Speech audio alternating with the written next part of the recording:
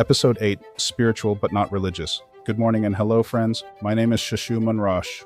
On this episode, I'll be speaking to Christians about the two sides of the same empty coin, the coin of a life trying to reach God without ever actually touching Him. I'm talking about the spiritual but not religious, and just as dangerous, the religious but not spiritual. Who am I? I'm just a guy on the internet who writes a couple of newsletters for believers about the things I see taking shape in this world and in the faith. I'm not a theologian. I'm not an academic. I'm a man who walked for 50 plus years on one side of that coin until God flipped the whole table over. My spirit is heavy today. It's a weight of recognition because I see both of these paths for what they are, not just as intellectual positions, but as lived experiences. One was my home. The other is a trap I watch many good people walk right into thinking they've arrived at the destination. Before I get into the meat of this, let me clarify who I am speaking to. When I say Christian, I don't mean someone who simply owns a Bible, checks a demographic box, or treats Sunday morning like a social event. I am speaking to the brother, the sister, who genuinely loves Jesus. You read His Word daily, you pray to Him throughout your day. When He commands you to do something, you obey. You have a covenantal relationship with the Lord, and you serve at His command. If that describes you, then this message is for you. You are family. Listen close. For most of my adult life, I wore the badge spiritual but not religious like a medal of honor. It felt enlightened. It felt free. It felt safe from the hypocrisy I saw on the news. I believed in a grand creator, sure, a cosmic force, an energy, a vague benevolence behind it all, but I kept it at a polite distance. This God was not a person to know. He was a concept to acknowledge, a first cause, the ultimate watchmaker who wound the universe and stepped away. My spirituality was a custom-built suit. I tailored it to fit my life. I picked and chose from traditions like I was at a buffet. A little yoga for peace, a little meditation for focus, the karma principle for ethics. Be good, get good. It was a system where I was the final authority. My feelings were the compass. My success was the proof. My comfort was the goal. It was, as I look back now, a religion of one. Me. The doctrine was self-fulfillment. The sacrament was my own satisfaction. The only judgment that mattered was my own. I had traded the narrow gate for a wide open field where I got to be my own shepherd, and I called this freedom. I tell you this not to condemn anyone walking that path. I tell you this with complete sympathy. I was you. I understand the appeal. It feels intellectually honest. It feels morally flexible. It feels like you've escaped the messiness of other people's failed faith. But fam, it is a cage dressed as a meadow. It is a prison where you hold the key and you never realize the door is locked from the inside. Then by God's sheer grace, I was grabbed out of that field. I met the God of Abraham, Isaac, and Jacob, not a force, a father, not a concept, a king, and my entire self-built spirituality collapsed like a house of cards in a hurricane. But in coming to the foot of the cross, I began to see the other side of this empty coin, the side just as far from the heart of God, but dressed in the right clothes, the religious but not spiritual crowd. These folks don't claim that title. They'd likely be offended by it. They go to church, they know the stories, they celebrate the holidays, they post the verses. Their social calendar and their feed look like a faithful walk. From the outside, they check all the boxes, they have the language down, they know when to stand, when to sit, when to say amen. But here is the fatal crack, the one you can't always see from the pew behind them. They have no personal relationship with the Father. They have religion without the relationship. They have the form of godliness but deny its power, just as 2 Timothy 3:5 warns. They know about God. They do not know God. They know the rules, but they have never met the ruler. They follow the traditions handed down by men, but they cannot recognize the whisper of the Holy Spirit. The Bible is a textbook, not a love letter. Prayer is a ritual, not a conversation. Church is a social club, not a gathering of the redeemed. Their faith is a hand-me-down. It is secondhand information. It is a system of belief inherited or adopted, but never personally, devastatingly encountered. And because of that, there is a void in the center of it all.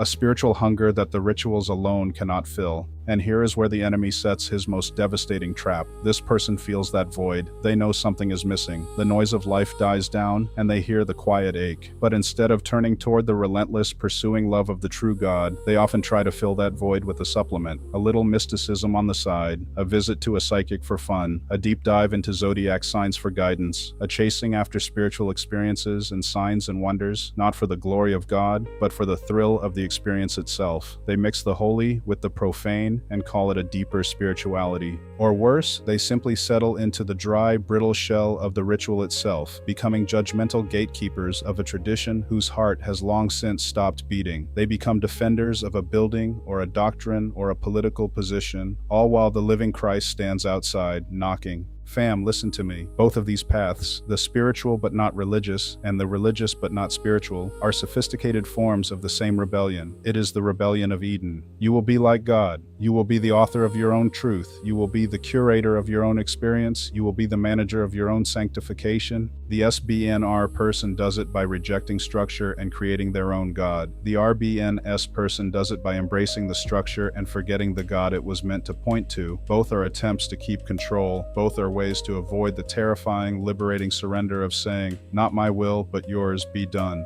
I was the first kind. I built my own tower. I now look with a heart that breaks at the second kind, who polish the stones of a tower built by their ancestors, but have never met the architect. So what is the way out? It is the same for both. It is the collision. It is the moment you stop managing God and start obeying Him. It is when you move from believing in Him to believing Him. It is when you trade your custom-built spirituality and your inherited religiosity for a raw, personal, all-consuming relationship with Jesus Christ. It is the difference between studying a map of a country and becoming a citizen of it, between reading a biography of a king and kneeling in his throne room. It starts with a prayer that has no fancy words. God, if you are real, show me, not the rules, not the ritual. You, I surrender the authorship of my life. I am a terrible king. Come govern me from within. That prayer is the end of the spiritual but not religious path because it submits to an authority outside yourself. And it is the end of the religious but not spiritual path because it demands an encounter that is more than ritual. From that moment, the Bible stops being a rule book or a history text. It becomes the voice of your Father. Prayer stops being a monologue into the void or a recited script. It becomes a conversation with a person who answers. The church stops being a club. It becomes a body you belong to, where you are known and you know. The void gets filled not with more activity or more mystical experiences or more rule-keeping, but with the present, tangible, confounding peace of Christ, a peace that, as Philippians 4 says, surpasses all understanding, a peace that guards your heart and your mind, not because your circumstances are perfect, but because your commander is present. If you are spiritual but not religious, I was you, I get it. The freedom is an illusion. The control is a burden. He is waiting for you to lay it down. If you are religious but not spiritual, I see you. I honor your tradition. But he is knocking on the door of the very house you are busy cleaning. He doesn't want your perfect attendance. He wants your heart.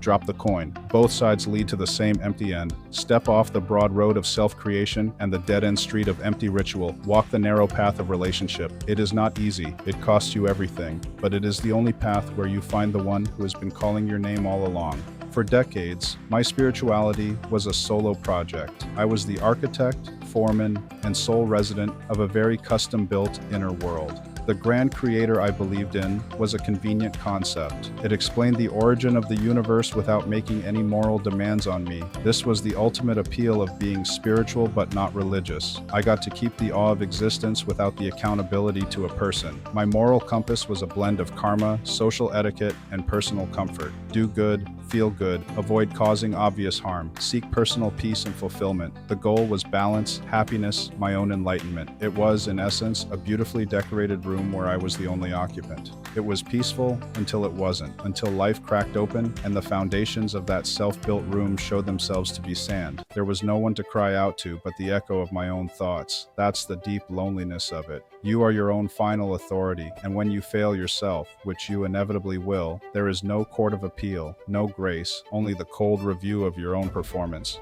When God broke into that room on October 3rd, it wasn't to add a new piece of furniture to my decor. It was to show me the entire structure was inside his house. I had never been alone. I had just been refusing to acknowledge the home I was already in. The shift wasn't intellectual, it was a transfer of sovereignty. I was no longer the king of a tiny, curated kingdom. I was a son in a vast, ancient, and living kingdom. Now, as a son learning the rules of this new home, I began to see the other side with painful clarity. The religious but not spiritual crowd. I see them in churches, in online communities, in families. They have the language, they have the rituals, they have the timeline of holy days and the lexicon of prayer requests. But there's a disconnect. It's like watching someone expertly operate a telephone, dialing the numbers, holding the receiver, speaking the words, but the line is dead. There's no one on the other end, or they haven't haven't listened for a voice in so long, they've forgotten the call is meant to be two-way. Their faith is often a hand-me-down. It's inherited, not discovered. It's based on this is what we've always believed, or this is what my pastor says, rather than this is what the Father showed me today in His Word. They defend doctrines but don't know the doctor. They celebrate the resurrection as a historical event but don't experience the resurrecting power of Christ in their daily brokenness. The Bible is a weapon to correct others or a manual for moral living, but not a love letter from a father that changes them from the inside out. The telltale sign, the quiet tragedy, is the spiritual void. You see it in the restless seeking, the Christian who also dabbles in energy healing or trusts their horoscope just for fun, or is endlessly chasing the next spiritual high at a conference, yet their own prayer closet is empty. They are feeding a hunger with spiritual junk food because they haven't sat at the table for the living bread. They have the form of a meal, the plate, the silverware, the napkin, but no nourishing substance on the plate, having the appearance of godliness but denying its power. 2 Timothy 3:5 ES5.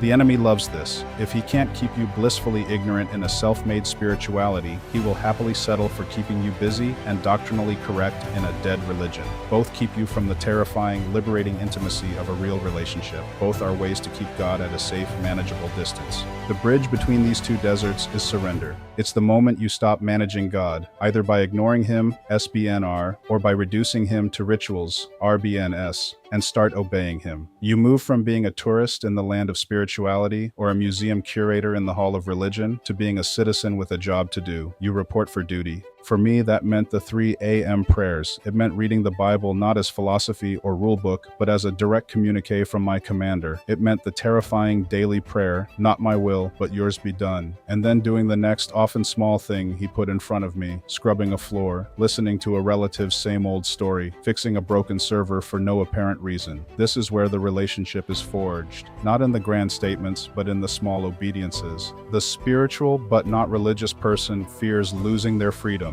The religious but not spiritual person fears breaking tradition. But Christ offers something neither has, a reconciled relationship. It's a bond so intimate, it's called marriage. So secure, it's called adoption. So commanding, it's called lordship. The detail is in the daily surrender. It's in trading your commentary for His command. It's in the quiet where you stop talking about God and start listening to Him. That's the narrow path. It's messy, it's personal, it strips you of all your costumes, both the costume of the enlightened free thinker and the costume of the righteous churchgoer. It leaves you bare before a God who knows you and loves you anyway. And that, fam, is where life actually begins. That is all for now, and thank you for listening. Please share this with those who need to hear it. You can find my writing at shashumanrosh.com. I am at shashumanrosh on social media. Links are below. Pray for me as I pray for you. Peace and blessings, fam. I'm out.